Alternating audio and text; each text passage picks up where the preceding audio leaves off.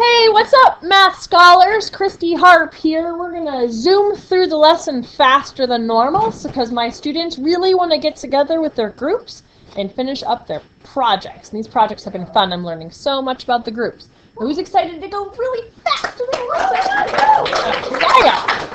Yeah, for fast lesson day. All right, so if I want to survey people and ask, where do you think we should have the homecoming dance? What would be the best way for me to set that up? Would I just want to go survey the band kids during band? Or, Andrew, do you have ideas? All right, so randomly, so I like using the word random. Randomly ask kids at lunch. And I wouldn't want to just survey 2 lunch tables, right?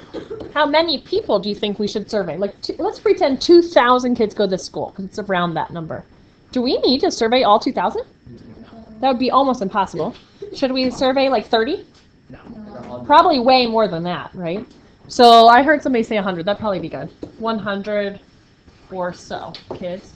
We're going to learn in a few minutes that 30 is way too small of a survey size, and that actually gives you an 18% error zone. That's a big error, so it needs to be bigger than 30. And what types of people? Just random kids, not just the jocks, or not just the band kids, or not just the quiet kids. All right, so the population is the group of people you want information about. In this case, it would be everyone at Jackson High School. But normally you cannot survey the whole population, so you focus on a subset. So that would be our random 100 kids would be our sample size, our subset.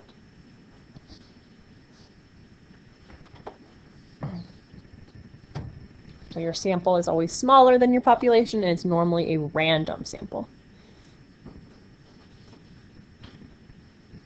Now, one thing that the lesson doesn't formally introduce, but I want to mention to you, is the way you word the survey.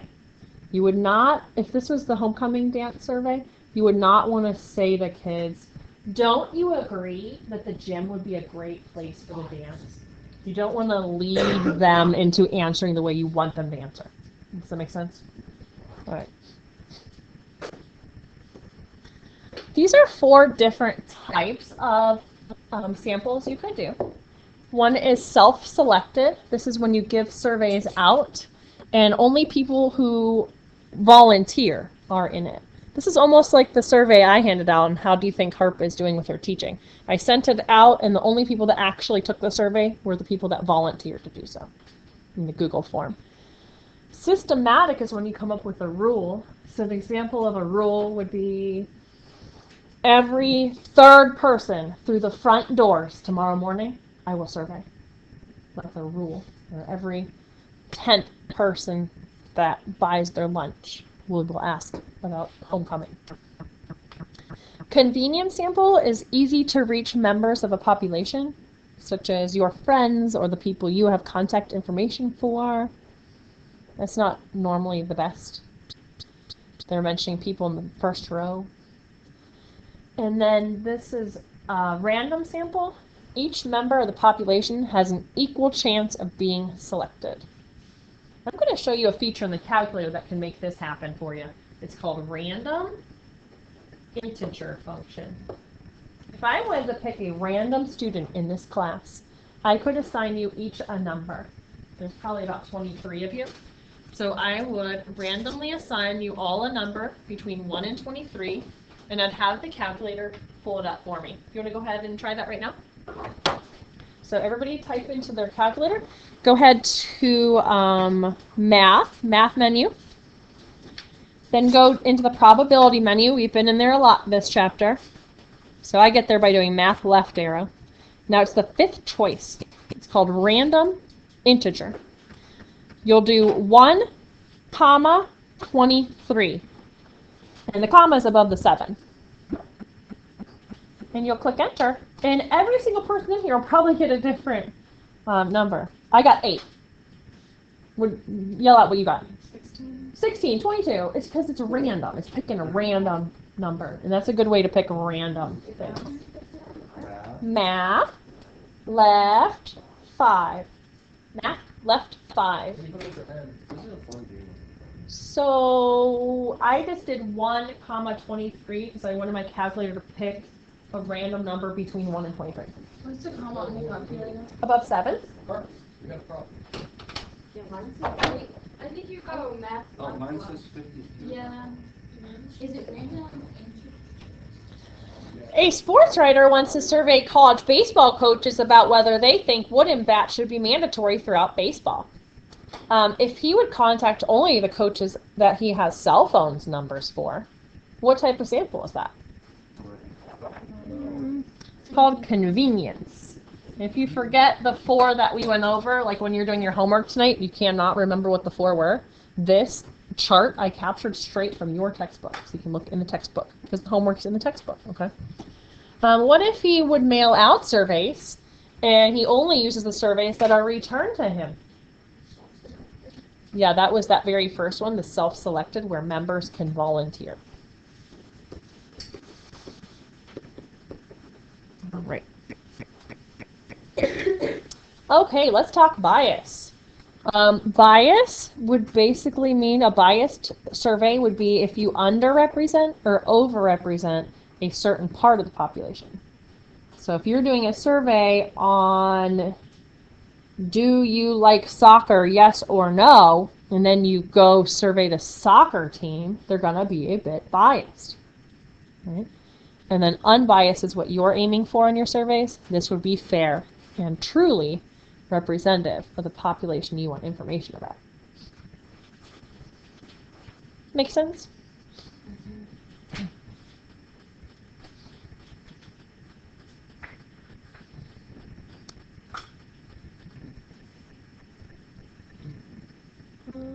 Let's do the science teacher one.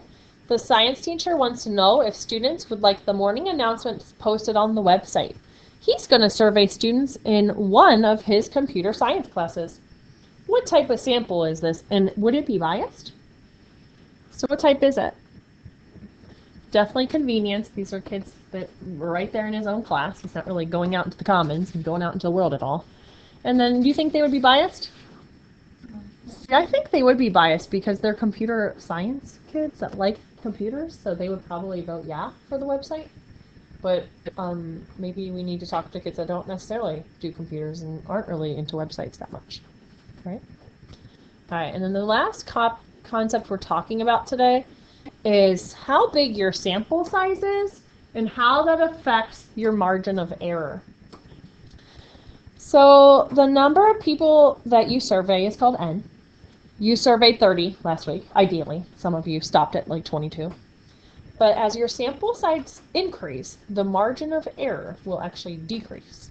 So I want to show you the size of the margin of error of your surveys.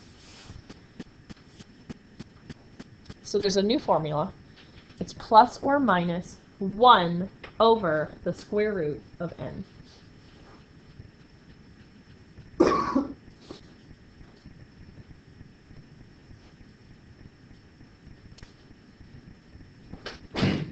So I'm going to go ahead and find the margin of error for the project last week. You were supposed to survey 30 people, right? So we're going to type in the calculator 1 divided by square root of 30. And that is 0.18, which basically just means all of your probabilities that you answered on the paper could be up to 18% above or 18% below where they actually should be. Does that make sense? So was that very accurate thing you did on Friday? Not at all. I would say if you're going to be doing a survey and sharing the results with like the media, the news channels, the newspapers, you would not want to be having an 18% error, maybe less than 5%. Does that make sense? All right. What? So 100 would be a 10%, is what he's saying. So maybe on that homecoming one, we want more than 100 kids. 500? 500 would be a 4% error. All right, let's try this one.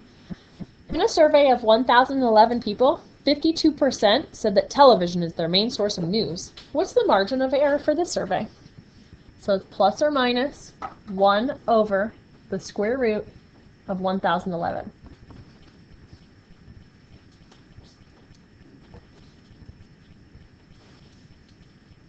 So it's plus or minus 3%. Let's just round it to 3% for ease of calculation.